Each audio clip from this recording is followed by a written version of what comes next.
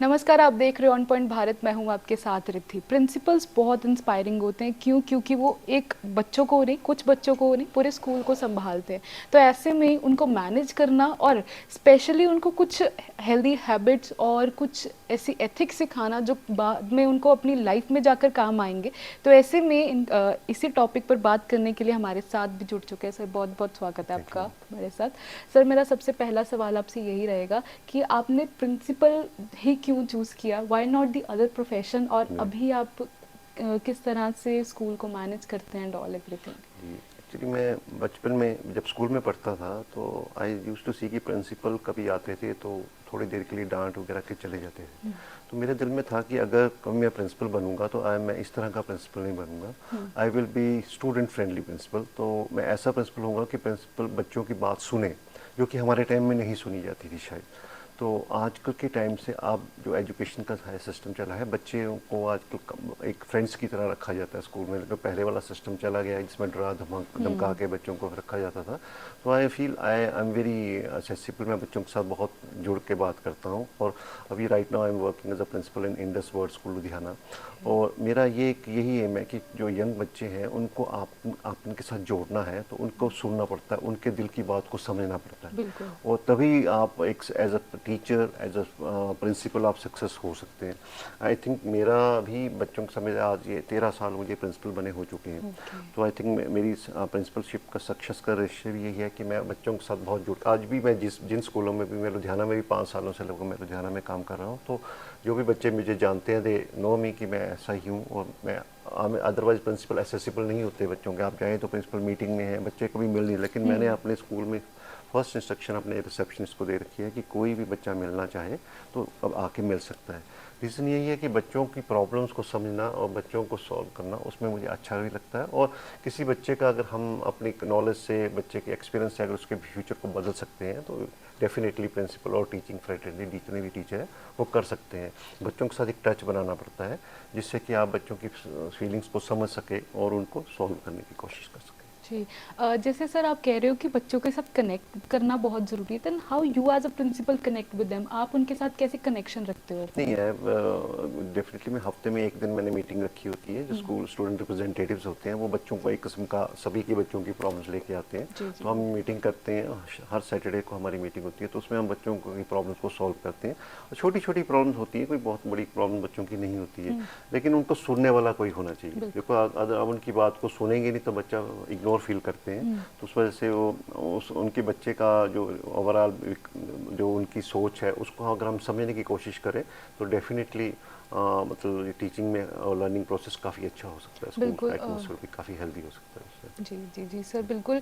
क्योंकि कई बार होता है बच्चे टीचर के पास या प्रिंसिपल के पास अपनी बात लेकर जाते हैं, लेकिन बहुत सारे टीचर्स ऐसे होते हैं जो उनकी बात को इग्नोर जी कर देते हैं। जी बाद में उनमें कॉन्फिडेंस ही नहीं आता कि किसी से भी बात शेयर कर सके। जी तो जी। ये एटमोसफेयर आएगा स्कूल्स में नहीं होना चाहिए, हाँ राइट। जी, हाँ हाँ। जी थोड़ी। तो sir, my next question will be कि जैसे आजकल सोशल मीडिया आ गया है, जी तो सोशल मीडिया को देखकर बच्चे बहुत अफेक्ट होते हैं। वो छोटी छोटी जी बातों को ना दिल पर ले लेते हैं। जी तो उनकी मेंटल हेल्थ पे उसका बहुत असर पड़ रहा है। तो जी। वो मेंटल हेल्थ को किस तरह से बैलेंस आउट किया जा सकता है। मेरा इसमें पेरेंट्स से एक अनुरोध है कि बच्चों को, खासकर छोटे बच्चों को, सोशल मीडिया में नहीं होना चाहिए। Because as such the age भी लिमिट में आजकल रखी हुई है, लेकिन जी। बच्चे यूज़ करते हैं।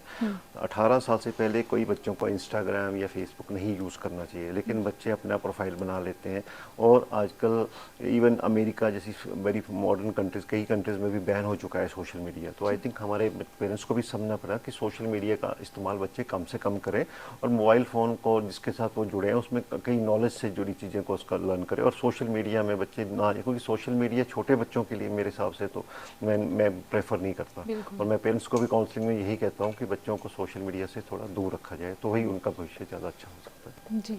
बिल्कुल सर। सर, आप क्वालिटी एजुकेशन से क्या समझते हैं कि क्वालिटी एजुकेशन क्या होनी चाहिए। क्वालिटी एजुकेशन का देखो, all round development of the child. देखो अगर आप बच्चे को बोलोगे सारा दिन पढ़ाई करे बाकी कुछ ना करे, तो आई थिंक वो आज वो टाइम नहीं रहा। पहले अर्लियर पहले होता था कि पढ़ाई में ही करियर होता, अब हर फील्ड में कर, डांसिंग में, क्रिकेट में, अब बच्चा आईपीएल एक मैच देख खेलता है तो वो स्टार बन जाता है, तो वो आज से पहले नहीं होता था। तो अब ये बच्चे की ऑलराउंड, उसका बच्चे का इंटरेस्ट देखना चाहिए, पेरेंट्स को भी वो देखना चाहिए कि वो नहीं, बच्चे को सारे बच्चे डॉक्टर इंजीनियर नहीं बन सकते, तो उनकी प्रतिभा को समझ के बच्चे को करियर में लाना चाहिए, और वो जो करना चाहता है उसे करने में उसको इंकरेजमेंट देनी चाहिए। तो हर बच्चा एक यूनिक है, हर बच्चे के अंदर यूनिकनेस है, वो कुछ बनना चाहता है ज़िंदगी में, तो उसको पेरेंट्स को अपने गोल बच्चे पर नहीं थोपने हैं कि इसे मैंने डॉक्टर बनाना है, इसका मैंने इंजीनियर बनाना है। उस बच्चे को पूछें कि वो क्या बनना चाहता है, तो उस वजह से बच्चा ज़्यादा ज़िंदगी में आगे जा सकता है, उसको अच्छी तरह से वो अपनी प्रोग्रेस कर सकता है लाइफ में। बिल्कुल, मतलब बच्चों के इंटरेस्ट को ज़्यादा प्रेफरेंस देनी चाहिए, क्योंकि पेरेंट्स जी। कई बार पेरेंट्स ऐसे हो जाते हैं कि मेरा ये चाव था तो हाँ, मेरे बच्चे उसको वही पूरा वो कई करें। बार फोर्सफुल कर देते हैं, और देखा देखी तो फलाने का बच्चा आईआईटी करके हाँ, आप भी करिए, क्योंकि हर बच्चा आईआईटी नहीं कर सकता, बिल्कुल। जिसको हमें समझना चाहिए। और आईआईटी सारी दुनिया में भी नहीं करते हैं, बच्चा म्यूजिशियन भी बन सकता है, बच्चा हो सकता है पेंटर भी बन सकता है, उसके अंदर की बच्चे की प्रतिभा को समझना चाहिए, उस हिसाब से उसको मोल्ड करना चाहिए। पेरेंट्स को कंपैरिजन नहीं हाँ, करना चाहिए, कंपैरिजन नहीं कभी नहीं करना करना चाहिए, क्योंकि चाहिए। हर बच्चा एक यूनिक है हाँ, अपनी वो तरफ बातों को से। दिल पे या मेंटली भी उनको जी, काफ़ी तंग जी, करती हैं वो जी, चीज़ें। वो बात है। जी, ठीक है। सर, जैसे बहुत सारे आजकल कोलैबोरेशंस हो रहे हैं स्कूल जी। के कॉलेजेस के साथ, क्या आपको लगता है यूनिवर्सिटीज़ के स्कूल्स के साथ कोलैबोरेशंस होने चाहिए जिससे बच्चों को कुछ सीखने को मिलेगा? बिल्कुल होना चाहिए। आज सीबीएसई ने भी, जैसे आज हम आए हैं एक्सटर्नल या विजिट के लिए आए हैं यहाँ, एक्सपोजर विजिट सीबीएसई स्कूल के प्रिंसिपल्स का जो रखा है, तो पर्पज़ यही है कि बच्चे यूनिवर्सिटीज़ में भी, क्योंकि बच्चे एजुकेशन लेने आते हैं चाहे स्कूल में जाते हैं यूनिवर्सिटी में जाते हैं, लेकिन अब यूनिवर्सिटीज़ के साथ भी स्कूल टाइप करें, हमारा भी टाइप हो रहा है यूनिवर्सिटी, जिससे कि बच्चों को